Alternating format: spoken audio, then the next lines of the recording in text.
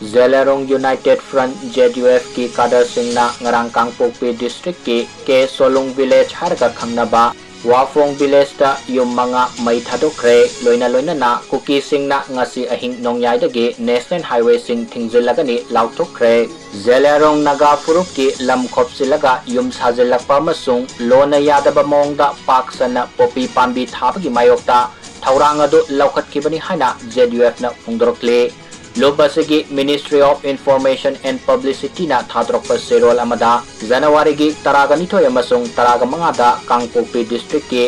Songnung Sadar Hills manungsanba Wafong area da popi thabagi thabak sathabagi tamak farmhouse amadi farm sing mai thadokibani mamangda kayarak hana popi thabagi thabak tawdanaba khangan krabaso makhatana mafam kayada leptana popi tharakpadagi tangai fadana thaurang adu laukhatkibani Yellow Furuf Singda Sauna Singnaba Popi Thabagi Thabak Thoram Sing Matam Pumbagi Oina Thingnaba Makhatana Akanaba Thaurang Sing Laukhatkigani Mapan Laibak Singdagi Ayaba Yaudana Sanglakiba Mitov Singna Zelarong Naga Furuki Lam Khopsinba Masung Popi Pambi Thabagi Thaurang Laukhatpada Dumina Yenguna Laithok Loi Haina Sirola Duda Palli Nakalamaromda Kuki Lalolup UPF Amadi Kenona Punna Thadrokpa Sirola Mada Yum may tharambagi thaudok adu condemn tawkibaga loinana thaudok aduna maram moiraga matung tarakpada thorakpa pamdaba thaudok thorakpagi teksak punnamak JUF na pugadabani hari Kuki zo furup na kundaba khungang may thakibagi thawong aduna kanglup maselgi marakta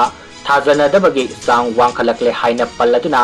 serola sina makataratuna hai yumfam yaudabagi mawngda popi pambi thabagi maral pisilaga Kunja Singi yung may tharambagi thawong adu paidagi akanba mongda condemn tawpam toi Sairak asida ke Songlung village ki yung khara may tharam kibana maram moraga thorakliba wathok ase loisinabagi matangda ngasi Kangpokpi district ki headquarters da awangba thaki peace meeting ama pangthokre meeting aduda nungba ACG MLA su oriba Hill Area Committee gi chairman Dipu Gangmaina maruiba thaudang lauduna Pangthokiba mifam aduda Kuki CSO Sing United Naga Council Zelarong United amadi Rongbay Naga People's Organization ge mihul sing su sarugyaki mifam aduda kari warep laukibake haibagi matangda hauzik fawbagi oina kari mata khangba ngamdre